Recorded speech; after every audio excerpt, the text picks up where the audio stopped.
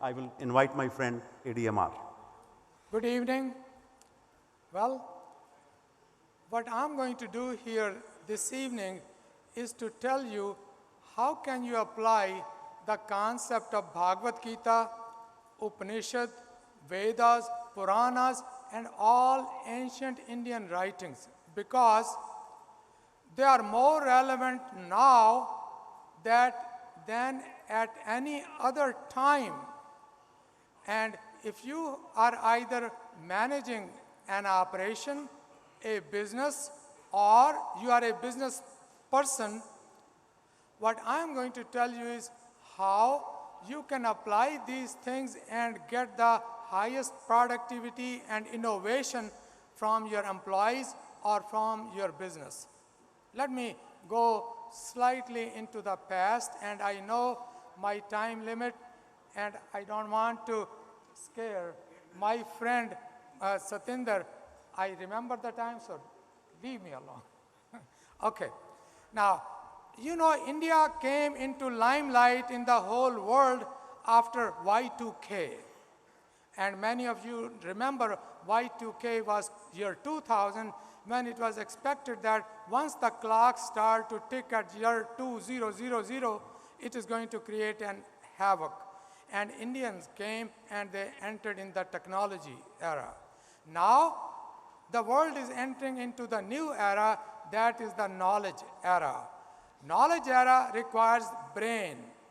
Knowledge era does not require skills. So Indians come here in the world stage again with the knowledge. And Gita tells how to handle knowledge, how to manage knowledge. Upanishads, the Vedas tell exactly the same thing. I am not an expert of Gita or of Vedas or of Upanishads. I also know very little Sanskrit. The last Sanskrit I learned was in 8th grade. So all I know is what I learned about Gita from my home, by reading on my own, my love for Vedas, Upanishads, which I got from my father, and I then studied on my own. I teach MBA students mostly, and I use Gita, Upanishad, Vedas on a regular basis without telling them. But all the techniques are applied, and I am bringing them here in this presentation, which I called Delegating Leading. We do not want you to lead your employees. That is the key. Leave them alone, like the Bhagavad Gita says. Make sure they have the knowledge and then leave them away. While they are taking care of the technical glitch, I want to tell you about this temple, the Ranakpur temple. I bring my students every year to India, and this is one year I took them to Ranakpur temple. I was so impressed by the architecture and by the artwork. I then took some pictures, and I turned this picture into my PowerPoint design. And I use that regularly in my classes and tell them about the Ranakpur temple, which is Jain and Hindu temple combined. So let's see if it works now. Thank you. All right, first, today's business is very different. As I told you, we do not need skill. Let me here give you something from Ford. Henry Ford said, all I'm looking for are 2 hands. But the problem is, when I ask for hands, I get a brain with it. So they did not want to use the brain. Now it is the opposite. I don't want your hands.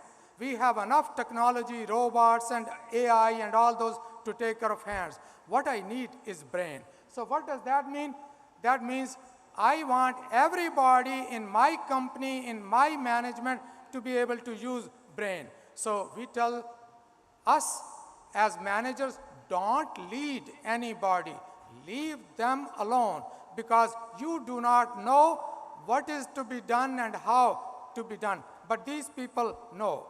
And so we call that principles of power diffusion.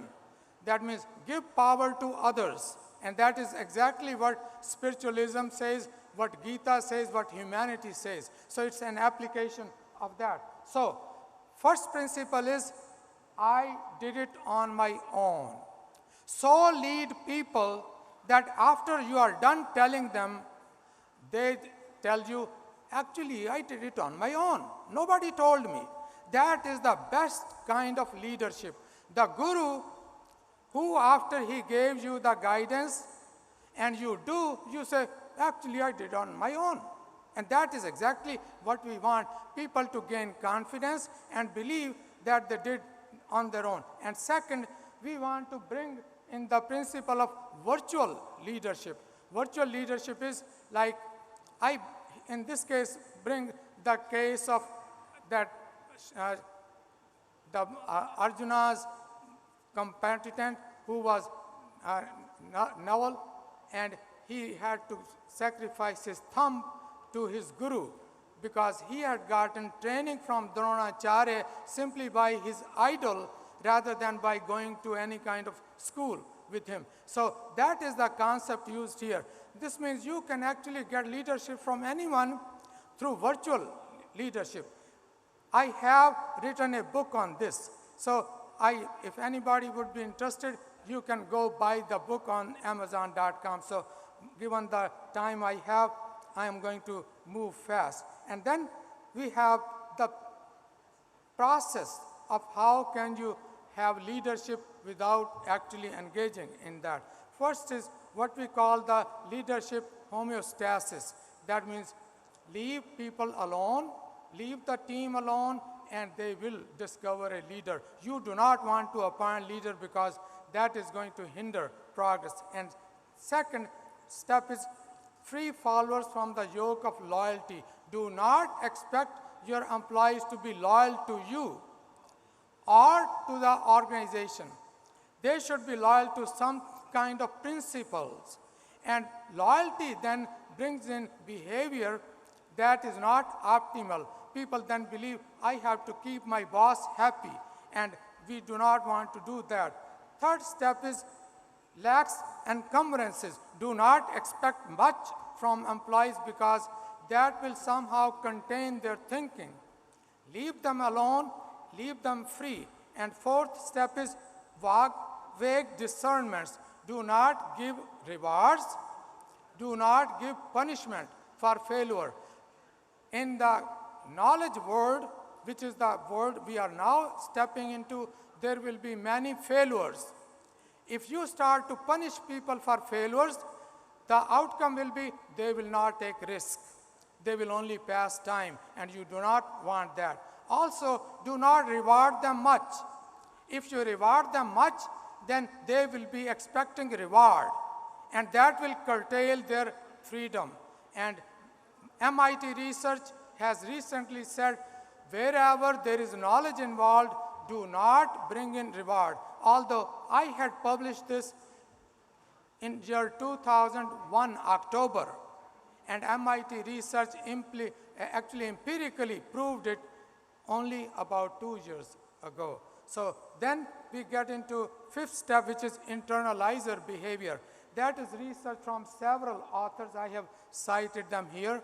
They say every intelligent person wants to look for reason behind the outcome, and then they try to associate that outcome with what they did or what happened to them. And those people who associate what happened to them with what they did, they are the ones who succeed. And we want our employees in the knowledge era to be somehow associating everything to them. And that is what step 5 says. And there are citations here, and you can look at them further. Step 6 says, a political behavior. Do not bring politics, because politics bring in problems that do not give us full freedom. And seventh and last step of the diffuse power is to create environmental instrumentality. That means have a kind of policy way we manage, administer, so it becomes an environment where instrumentation is created for people to function, not lead, not tell them what to do. And with that, I'm going to stop, and there is no time for questions. That's what my friend Paul said. So thank you so much for the opportunity to introduce. I have, by the way, all the references. If you will need, I can leave the references with Dr. Kanoria. Thank you so much. Thank you.